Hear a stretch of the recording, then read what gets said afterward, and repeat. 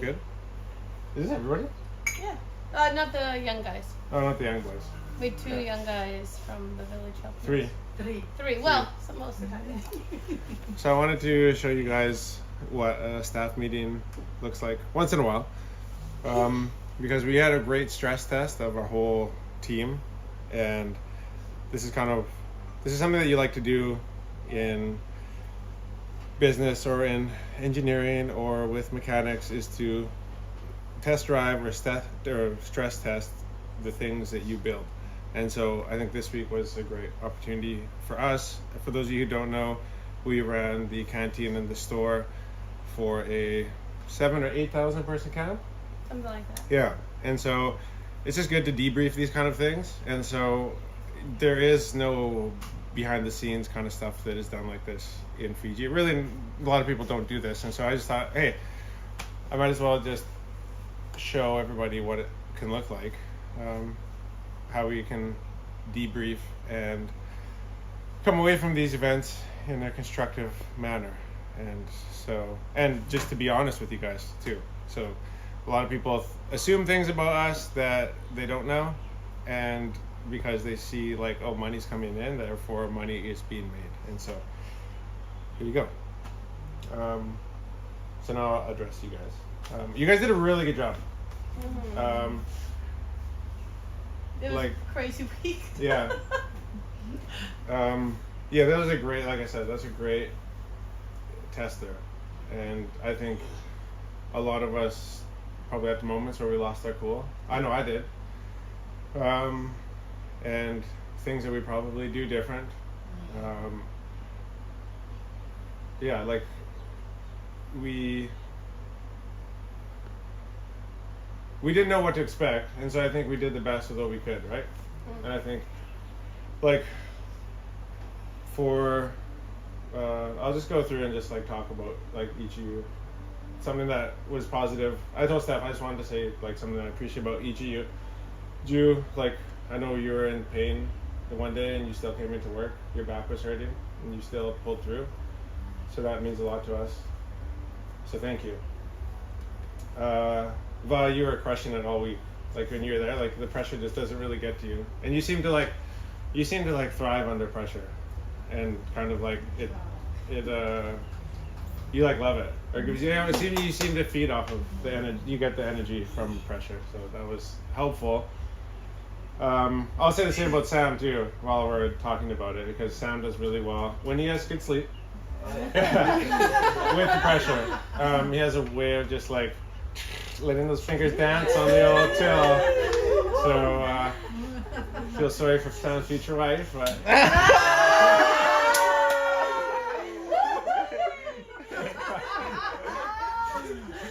sorry guys. No. He's tired and not sorry.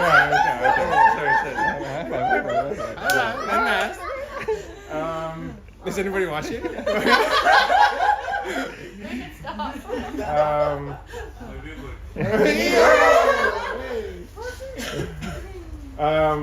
Archie, you killed it for us all week. I know that you sacrificed your time. I know Gus and Val, you guys both did the same with your family, and so we appreciate that. Yeah, and thank you for making sure everything on this end was going well. Mm-hmm. We did not. Actually, I don't think on your guys' end you screwed up pizza orders at all. I think on our end we made the issues. Mm-hmm. So you guys did really good keeping track of that, and I know there's some nights you guys didn't all asleep, and it's a lot of work doing all the baking and making sure that you guys have all the stuff in order. So I thought you guys did really good on this end. And they were great and slept in our living room. Yeah, so all of our staff slept here. Because sometimes they pulled all nights and early mornings, so they just slept on the floor of the couch. And so we were catering to a 7,000 person camp. So keep in mind, not everybody bought from us, but like it's a kids camp that was like 3,500 to 4,000 kids and like another 3,000 adults. And we have 2 tiny baby ovens, so you can see them in the back there. You can see them in the back, baby ovens. So we were trying to get our hands on like a fully commercial like oven, but it just didn't line up before the time, and so it is what it is. So great job, Sam. Thank you so much, Archie, for dealing well with the pressure and giving it your best. Gotta say, like, you really catch on so quickly to the culture that we have here, and you're and this goes for both you and Kroy. Like, you guys are both the type of people who like see something that needs to be done and you just do it without being asked to. And so whether that's like cleaning up garbage, you know, like when I was working in mechanics, like there's this saying, like, there's always a broom. And so that saying just means, like, even when there's nothing to do, there's always a broom. You can always sweep the floor. And so they never wanted us, like our old journeymen, the old mechanics, you should never just be like standing there just like twiddling your thumbs doing nothing. Like, there's always a broom, and you and Kroy both reflect that very well. I think your work ethic and your ability to take initiative is second to none. So thank you for, you guys have really filled the gap for us, I think, in both places. Yeah, and both, so like there wasn't a lot of people who were able to be in both places. And so I just remember the one day when like Steph was like, we have 60 pizza orders, you guys say bye, you're leaving. Like, Gus and I had slept there the night before, and then it was like getting towards evening, and Steph was like, you have 60 pizza orders, or we have 60 pizza orders, guys say bye, you guys are sleeping at the office or at the shop or in town, you're coming with me, we got to finish these pizzas. And I don't know what Kroy was thinking, but me and Kroy were camped there the whole week. And I was thinking, suckers. I'm like, you guys gotta go and cook pizzas. Meanwhile, it's like raining, and then we have to sleep in the mud. And the reason I didn't notice it until like I saw Ngase, like he was like carrying his suitcase and stuff above his head. And I'm like, hey, why is he so happy? I'm like, I'm the fool. Okay.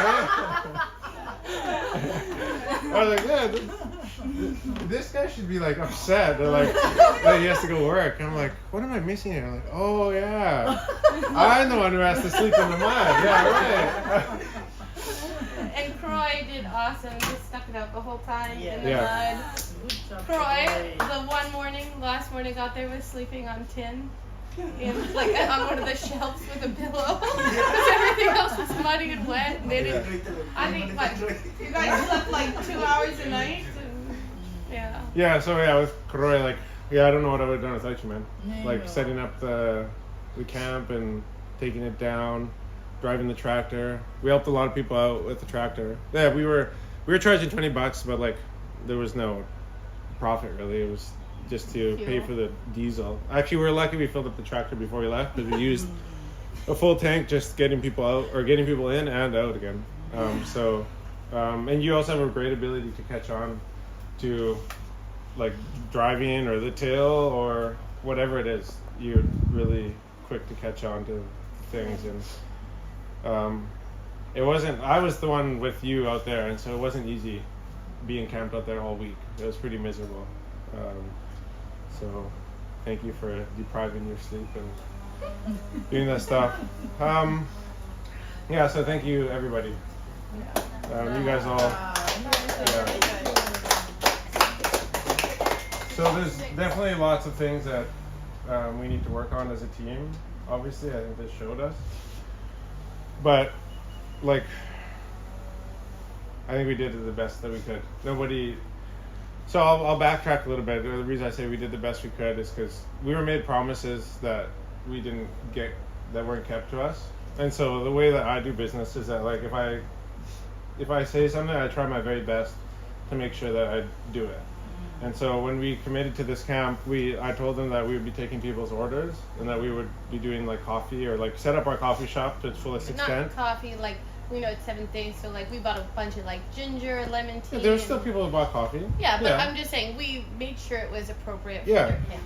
And pizza, and the store. They wanted stuff for a store, and so we fulfilled our end of the bargain. And so we were supposed to be provided with power, water, gravel. So we were actually supposed to bake out there. We ended up baking here because I said it's too dirty. We can't keep it clean, and you can't be baking in an unsanitary place. So all of that kind of put us on the back foot. we had to pay like, I don't know, somewhere from like $500 to $800 for fuel just to keep the generators going. And then we had to run back and forth with water, and you know.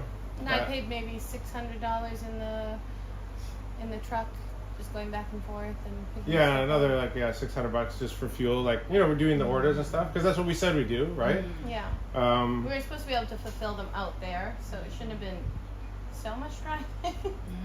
And so we didn't have power. They said that they would provide the power. The church or the camp directors said that they would provide the power, and we didn't get the power. They said they provide the water. We never got water, even though I asked the truck to stop, and he wouldn't. When we went and we even tried to fill up our tank with water, then the water authority guy would like tell us to not and go take our tank back because that's for the campers. And I was like, how do we run a restaurant without water? Like, it's unsanitary. So like, if a staff can't wash their hands, if we can't make drinks with clean water, so that leads me to the bad news and the good news. So I always start with the bad news, obviously. So before we had talked about like, hey, like if we like really like make a bunch of money, like we'll do like some super fun, exciting like after Christmas party in the new year. So we're not gonna be able to do the Christmas party because we just don't have the money. So just to be like transparent, like we're not out like a huge amount, but it's still probably like $3,000, $4 grand. I think it's Yeah, around 3,000. Something like that. And so, despite like, there's people there all the time buying, you know, stuff, but because of all our extra expenses that we incurred, and the big one that really affected us was the fact that we were told nobody was going to be allowed into the camp and nobody was going to be allowed out of the camp. And so, at least for the campers, the people, the Pathfinder age people, but there was all the vendors that set up outside, and there was free movement across the highway. And then there was vendors also doing barbecue right across, like right in the campground, right in front of us. And so I wouldn't have invested so much in our... put a lot of money into the stock that we and like buying an extra stove and like doing all this stuff. Because I did that assuming like we're the only people catering to all the kids, at least all 3,000 to 4,000 kids. They're not allowed to leave. But that wasn't the case. So like again, we held up our end of the deal. They didn't hold up their end of the deal, and that's on them. All right? And so that really like hurt us a lot. That like we didn't get all the business. Otherwise, we would have never bought like so many disposable cups. You know, $3,000 worth of straws, plates, and cups, or $4 grand worth of it, right? And I even thought when we went into it, I thought, oh, we're so low on this, but I can't afford any more. So like we'll just have to scramble and get more cups once in the first few days. But whatever. That's what I thought. But I think we sold like maybe like 500 things of juice, which we were prepared to at least do like 5,000 because we thought for 8 days for that many people, if we're the only ones, you know, in the campground, okay, that makes sense. But obviously, if they don't stick to their part of the deal, it doesn't make sense. So. But I think like overall we made up for our money as best we could in ice. In pizza, and we did lots of Coke. Yeah. And so people just kept buying those things, so we just doubled down on buying way more of that than we ever expected. So I think like we got out of it as good as we could. Yeah. So, but you know, being short that amount, like we're gonna close till New Year's just because we can't restock the store. So we're just gonna shut as of today until the 1st or the 2nd. We'll kind of put it online just so we can go buy cheese and, you know, all the stuff that we need to. Because we're gonna go buy like restock the store today, but then I was like, Kristaph's like, well, we have to pay rent, and I'm like, well, let's just put that money to rent so that we can just like take a break. We just need a break. But at least you guys, you know, you worked a lot of hours, so. So that's the good part. Is that so? The bad part is we don't get a Christmas party, or like the big epic Christmas party. We'll do something when we can afford it.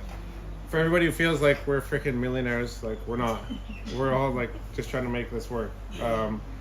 And so, that was the bad news. The good news is that like everybody worked a bunch of hours, so everybody's gonna get a big paycheck. And I don't consider this to be like a bonus. Like This is not like you guys getting something that you didn't. You guys all earned it, right? You guys so worked like, hard. this is not me being like, you guys are lucky. You guys get a bunch of more money, and we don't get paid. No, you guys earned the money. So that's like, you guys worked it, so you guys should get paid. So I'm not saying like you guys are lucky. Thank you guys so much for working all the extra hours and going through all that. And we learn, like, nobody's done this kind of thing before. I guarantee you the Pathfinders will never have again, and probably have never had in the past, like full barista and pizza and delivery orders on site. Yeah, and we would do it, like the campers were lovely. Yeah. Actually, the campers were the best part. The kids were great. And even, like, most of the adults were lovely. It's just the people in charge of the camp promised, and then, you know, they lied to us, ultimately, in what we were supposed to get. So, it's actually nothing against the campers and everybody. We love meeting everybody. Yeah. So, it's a classic problem in Fiji is the communication, right? And so, but we will set the standard on how business is done in Fiji. That's it. That's why we get to do these lives, because we have the platform. And so that's why I wanted to talk to you guys live, is because like the Waka brand and the Fresh Tea and Coffee brand set the standard for how people get treated, for how business is done, for when people say something, they get held accountable to their word from now going forward. And so we set the standard for how people talk and how people are held accountable. Well, and I hope in the future, like if we commit to someone that says, hey, we want you, they realize that like they have to stick to what they say. Like, because we will stick to what we say.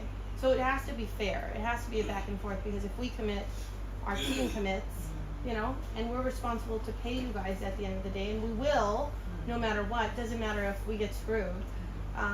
So for us, it's like, if we will not be doing more events with Pathfinders, but if we work with somebody else, then you know, that needs to be done. So, anything else? I don't think so. Yeah, my throat is very dry. Yeah, it sounds like a break. I'm tired. I thought you were crying. No, I actually just got like frog throat. Like, you know when you like need water, but so hard.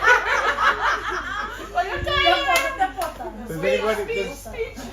Does anybody have anything to say? Before I close off? No? Thank you.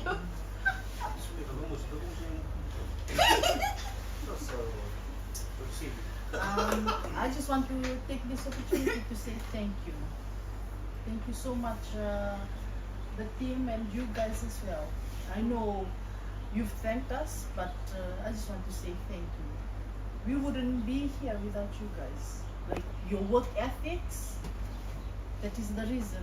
Like I've told Stephanie this on Sunday. I wanted to give up. There was a stage that I wanted to go back home. We all had that stage. Yeah. I was like, I'm so tired, I want my kids. Yeah. But then seeing you, Jonathan, being there and sticking it out,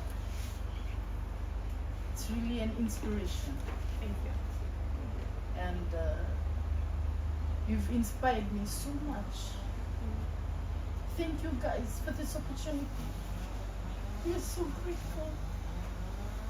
And thank you so much for everyone. Ramiz is not here. The boys. Yeah.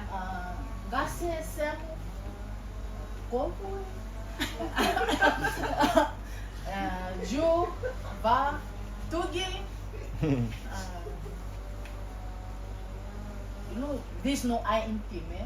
We did this together. So I'm just so blessed to be part of this team. Yeah. Thank you. Thank you. Yeah, we should.